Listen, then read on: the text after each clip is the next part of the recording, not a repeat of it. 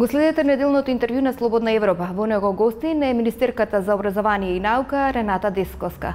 Министерке Десковска, укинувањето на екстерното и дисперзираните студии, приспитувањето на наставните програми и на учебниците во кои според експертите има небулози и грешки, и носењето на Законот за високо образование, кој е поинаков од оној кој на претходната влада и ги донесе големите студентски протести, се дел од суштествените промени што ги најавивте уште на почетокот на вашиот мандат. Дали е ова доволно за во Македонија конечно да има образовен систем со европски перспективи? Ние со измената на законската рамка во високото образование, но следат сега и за основно и за средно образование, сакаме да поставиме темели на кои што ќе има можност да се гради квалитетен образовен систем. На тоа се надоградува и измената на наставните планови и програми кои што се почнати во основното образование, дел од реформите кои што се почнати во средно стручно образование. Така што ја создаваме рамката, но сепак таа рамка треба да се исполни со квалитет во рамките на самите институции. Создаваме предуслови кои што треба да не доближат. И јас сум среќна дека почнавме повеќе реформи, тоа некои реформи почнаа беа и првите мерки кои што оваа влада ги превзема. Македонија е една од земјите во регионот која издвојува најмалку пари за научно-истражувачка работа. Како државата ќе создава млад научен потенцијал кога финансирањето и натаму останува на ниско ниво од 0,2 до 0,4%? Мене она што ме зачуди кога влегов во Министерството дека практично и одредени работи што не се наука се третирани дека влегуваат во овој процент на финансирање. Например, во делот на наука ги водели преводите на книгите, што апсолутно не е наука, особено кога ќе ставите која е активноста и кој беше квалитетот на тие преводи.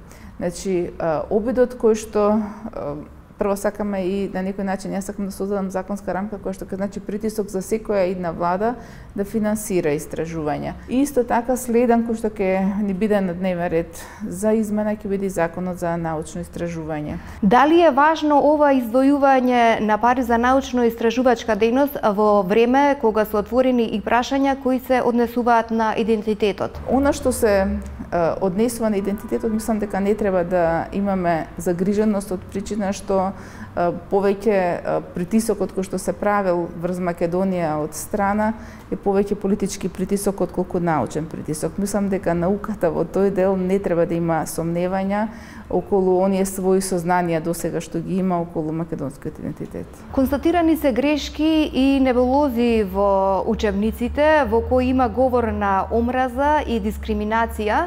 Велите дека нема да има ревизија на факти, туку на невистините факти. Дали кај нас секоја различна генерација ќе има различни толкувања? Не.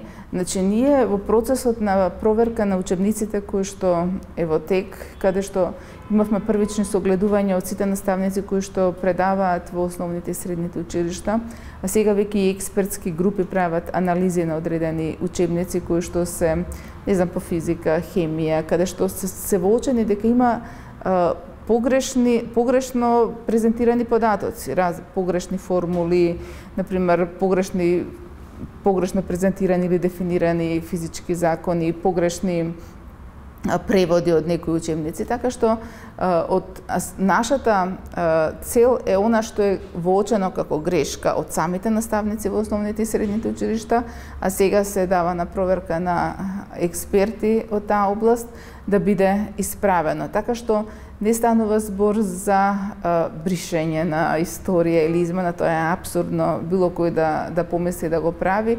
Ние сакаме да им дадеме на нашите ученици можност да учат од учебници кои што не содржат грешки. Докаде е ревизијата на учебниците и ќе се ревидираат ли учебници по географија и историја во рамки на договорите за добрососедство на Македонија? Такви процеси не сме почнале, ниту некој официјално побарал од нас.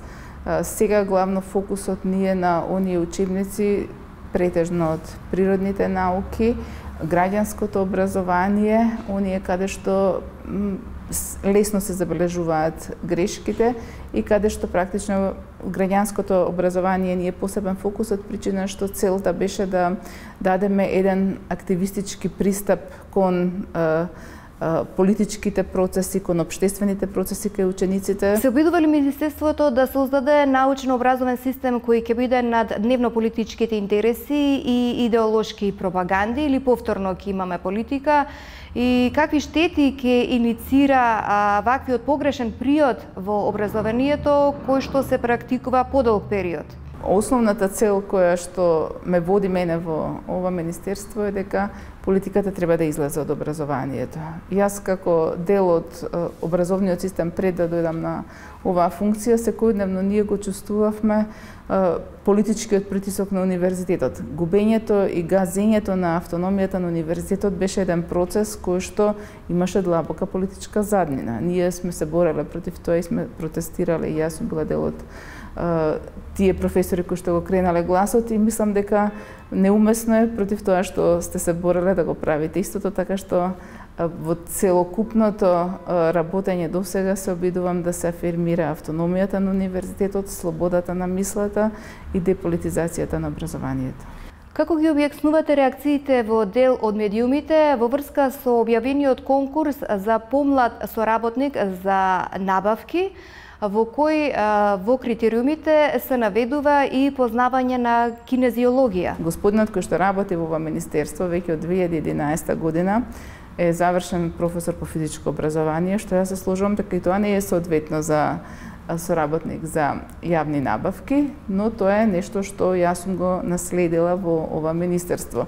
Има сертификат кој што му овозможува да спроведува јавни набавки, бил распределен од претходниот министер на тоа работно место, и кога распишуваме конкурс за ново вработување, ние мораме по закон да ги наведеме буквално сите образованија кои што постојат во министерството за тоа работно место, а тоа е распределен со тоа образование, така што ако нас не ни е целта да примиме нов професор по физичко образование, напротив, целта ни е да примиме соодветен кадар, но не смееме да го кршиме законот за да го направиме конкурсот рушлив.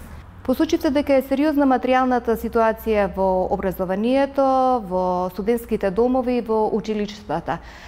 Наследени се големи долгови за струја, за грејење, за режии.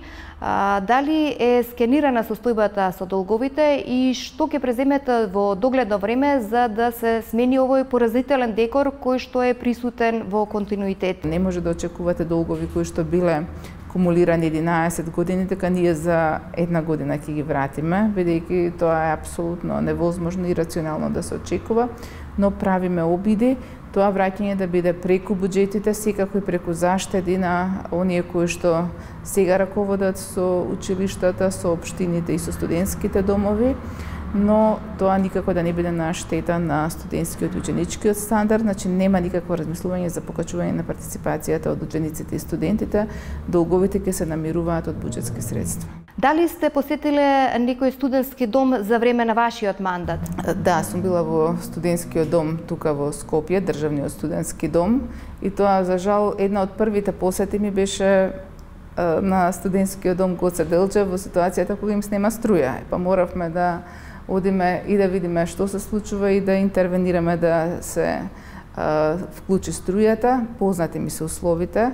Ние и не само на студентските домови побаравме и сите ученички домови да скенираат состојба. Директорите кои што се ги превзедоа функциите се обидуваат да дадат конкретни предлози каде ќе влијаеме. Одредени промени беа правени во квалитетот на исхраната на студентите, се прават определени реновирања и средувања на домовите, но секако и тука не можете да очекувате дека некој со магично стапче ќе дојде и одеднаш ќе направи радикално различна ситуација. Како ќе коментирате написите во дел од медиумите за ваш трансфер во Министерството за правда при реконструкцијата на владата?